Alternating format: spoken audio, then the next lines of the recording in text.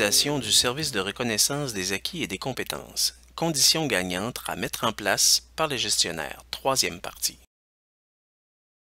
Notre entretien me fait réfléchir lorsque je constate où se situe notre service de RAC comparativement à d'autres commissions scolaires.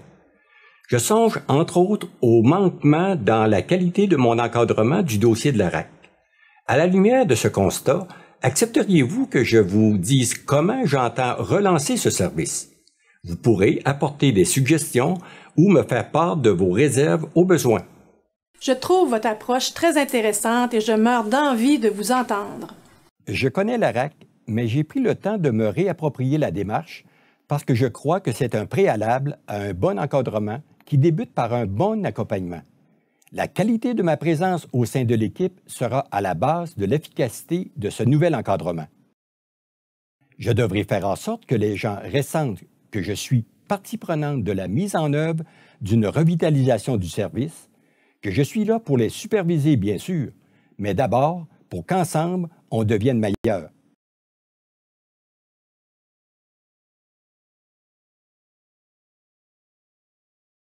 Pour savoir où je veux amener mon équipe, je devrais d'abord décider où je veux aller et ensuite convenir des phases à franchir pour atteindre ce but.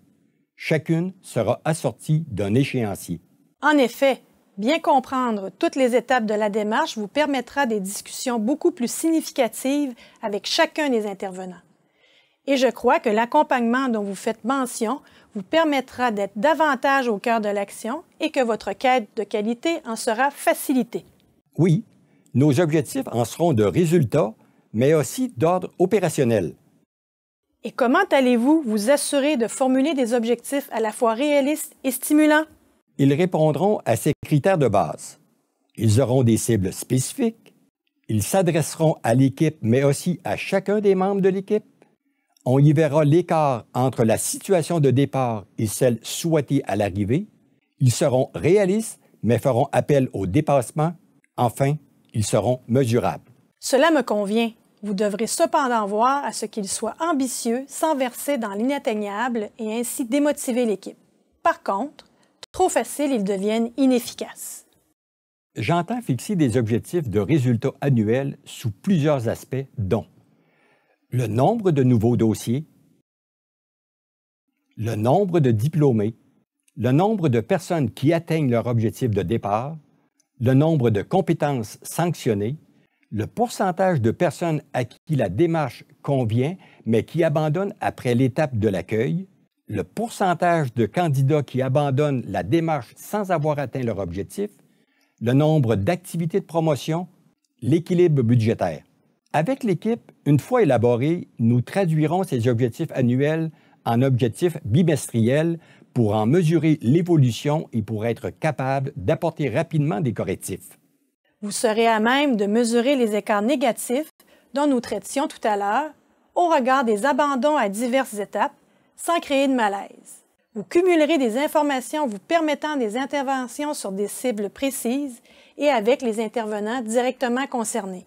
Je constate votre habileté à établir ces objectifs sans générer une pression indue sur votre équipe. Ainsi construits, ils donneront un élan vers un mieux espéré. Le grand défi sera de se concerter à propos des objectifs opérationnels sur lesquels les résultats s'appuieront, ce sans oublier de les assortir d'un soutien adéquat. Et quels seront vos objectifs opérationnels? Précisons d'emblée qu'ils correspondront aux actions concrètes à mettre en œuvre pour atteindre les résultats.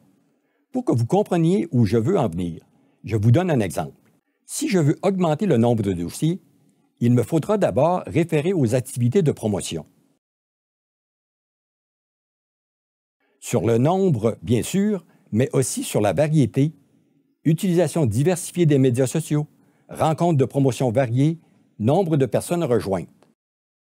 Mais il faudra aussi traiter de la qualité des mesures d'accueil et d'accompagnement des personnes dès qu'elles manifestent leur intérêt pour la RAC.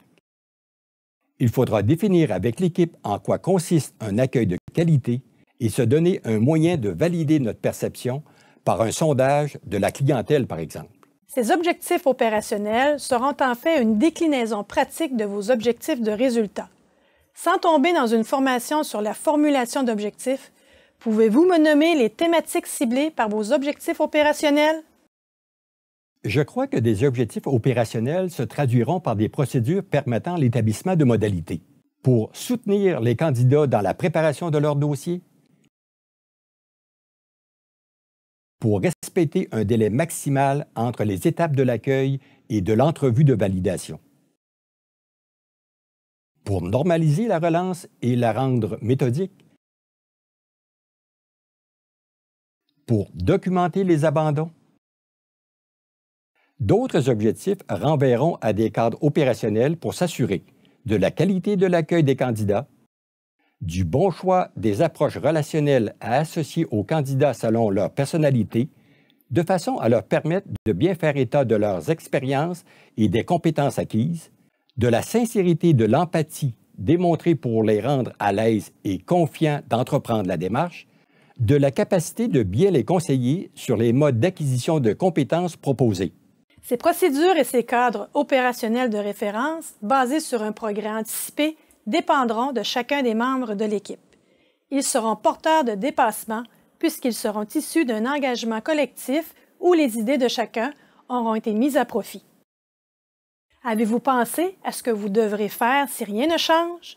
La question est brutale, mais les objectifs de résultat, traduits sur une base bimestrielle, me permettront de voir venir un tel résultat. Il ne faudra pas tomber dans le piège de réagir en revoyant à la baisse les résultats souhaités. Je devrais me rappeler que lorsque les objectifs ont été fixés en équipe, chacun savait qu'il devait être réaliste. Est-ce que j'oublie quelque chose d'important? Je ne crois pas que ce soit un oubli, mais je vous rappelle l'importance de planifier vos rencontres d'encadrement à l'avance pour vous assurer de la disponibilité de tous les membres de l'équipe. Évidemment, ce ne serait pas sérieux de votre part d'invoquer des conflits d'agenda et de reporter ces rencontres. Votre affirmation de faire de la RAC une priorité en serait fortement amoindrie. Me donnez-vous la note de passage? Seulement si vous répondez correctement à cette question. À votre avis, votre équipe aura-t-elle besoin de soutien pour donner un nouveau souffle à ce service? Et comment? Il va me falloir trouver les ressources capables de nous aider. Pouvez-vous me faire des suggestions? Vous passez haut la main. Saviez-vous que vous pouvez sans doute trouver toute l'aide dont vous avez besoin dans le réseau des centres d'expertise en reconnaissance des acquis et des compétences, les CERAC? Ah oui, je ne savais pas. Mais que puis-je donc attendre des CERAC? Je suis tentée de répondre tout soutien dont vous avez besoin pour accroître l'offre de services, assurer une plus grande harmonisation des pratiques pour en augmenter la cohérence et contribuer au développement de la RAC. Par exemple, pour votre personnel, les CERAC peuvent répondre aux questionnements concernant l'éligibilité des candidats, le financement, les conditions de reconnaissance des compétences, bref, à toute question à laquelle est confronté un conseiller en RAC dans l'exercice de ses fonctions. Formez vos conseillers et vos spécialistes de contenu à la démarche de RAC, sensibilisez vos intervenants à l'accompagnement des candidats, mentorez vos équipes dans leurs premières entrevues de validation, aidez vos intervenants dans la préparation des rencontres d'information de groupe, que ce soit dans un centre de formation, en entreprise ou ailleurs, accompagnez vos spécialistes qui veulent offrir de la formation en ligne. Plus qu'intéressant. Et je comprends que ces services sont offerts gratuitement. Mais pourquoi ai-je l'impression que vous n'avez pas tout dit? En effet, les CERAC peuvent également être mis à profit pour soutenir l'organisation administrative de votre service. Par exemple, ils peuvent assister une commission scolaire qui aspire à s'associer à d'autres commissions scolaires pour gérer la RAC en partenariat en implantant le modèle GPRAC, qui souhaite être accompagné dans un processus de développement structuré, ou encore qui veut implanter un outil de gestion informatisé de la RAC. Ils peuvent aussi accompagner une commission scolaire qui souhaite limiter au minimum les déplacements de ses candidats, ou encore qui aurait besoin de formation pour la personne chargée de traiter les données de GPRAC ou de GIRAC, ou qui a besoin d'un outil pour mesurer le niveau de satisfaction de sa clientèle à chacune des étapes de la démarche, De plus, les CERAC peuvent également fournir du matériel de soutien pour une thématique particulière, comme par exemple le service aux immigrants, l'intervention à distance, l'accompagnement des spécialistes de contenu ou du personnel de soutien. Le processus de développement structuré, PDS. Le PDS est une démarche structurante de développement d'un service de RAC qui se segmente en 5 grandes étapes. Première étape, l'analyse de situation durant laquelle on identifie les objectifs poursuivis. Deuxième étape, la planification du développement durant laquelle on élabore un plan d'action à partir des constats dégagés à la première étape.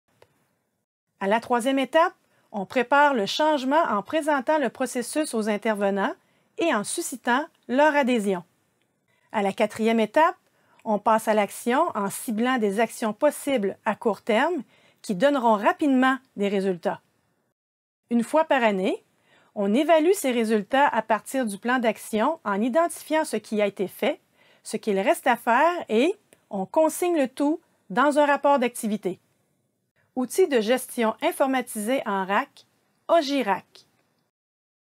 OGIRAC est une base de données web interactive qui a été développée afin de soutenir les commissions scolaires pour une gestion harmonisée des dossiers de RAC. OGIRAC regroupe les renseignements d'une personne à partir de JAD Tosca dans une seule base de données. OGIRAC permet l'obtention rapide de différents rapports traitant de la progression d'une personne candidate, de listes de personnes ayant des besoins de formation, de listes pour la relance téléphonique, etc. OGIRAC donne accès à une synthèse financière complète par programme ainsi qu'à divers bilans dont le nombre de compétences sanctionnées, le nombre d'entrevues de validation, le nombre de TP, le nombre de diplômés, etc. Gestion en partenariat de la reconnaissance des acquis et des compétences, GPRAC. GPRAC est un modèle de gestion qui permet de bonifier l'offre de services pour rejoindre un plus grand nombre de personnes, en rendant accessibles tous les programmes à la carte des commissions scolaires du regroupement. De donner le service où réside la personne dans un programme à la carte d'une commission scolaire du regroupement. De partager les responsabilités entre la commission scolaire qui gère le service et celle qui offre un accompagnement de proximité aux personnes candidates sur son territoire. De partager les revenus selon ce qui a été généré par chacune des commissions scolaires du regroupement sur son territoire. D'ailleurs, de nombreux outils de référence pour les intervenants en RAC sont disponibles sur le site Internet développé par les CERAC. Mon entretien avec vous a résolument conforté mon intention de faire de la RAC une priorité de développement dans les services de formation professionnelle dont on m'a confié la gestion. Je pense qu'il serait pertinent de terminer notre entretien par l'écoute d'un court témoignage d'un gestionnaire qui croit à la RAC et qui a fait en sorte de rendre celle-ci plus accessible dans la grande région qu'il habite. Visualisons cette vidéo. Bonjour, je me présente. Mon nom est Robert Saint-Onge. Je suis directeur de la formation professionnelle et de la reconnaissance des acquis et des compétences à la commission scolaire Aricana d'Amos en Abitibi-Témiscamingue. En plus de ça, on est un des 4 centres CERAC dans la province de Québec. On accompagne plusieurs commissions scolaires. Le but de mon témoignage aujourd'hui, c'est pour vous dire que nous, en étant une région en Abitibi-Témiscamingue, très grand territoire, les élèves sont partout sur le territoire, on a décidé de s'associer, moi et tous les autres directeurs des autres commissions scolaires, pour travailler ensemble à la reconnaissance des acquis et des compétences. Donc, on parle de 5 commissions scolaires en Abitibi-Témiscamingue.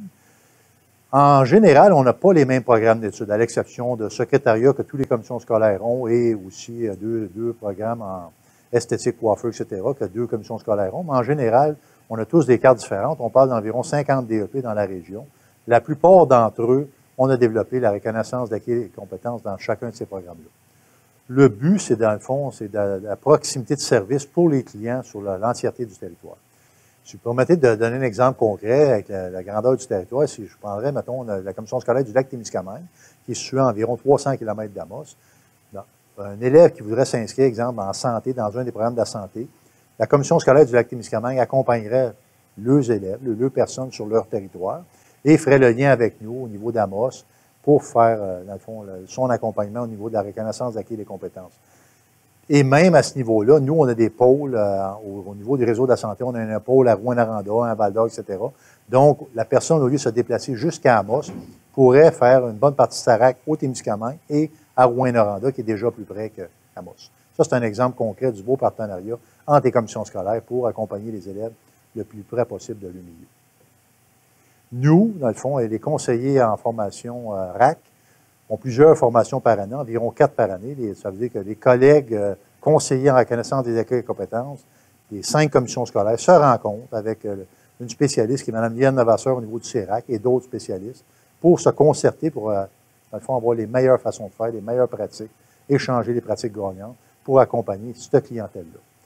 Au niveau de la répartition des profits, etc., bien, pas des profits nécessairement, mais au niveau des frais, parce que le but, c'est pas faire des profits, mais minimalement, c'est de s'autofinancer et donner le service à la clientèle pour augmenter la diplomation, qualification de la main-d'œuvre sur notre territoire, parce qu'on sait que, autant sur notre territoire que dans l'ensemble du Québec, on a besoin de gens compétents, qualifiés.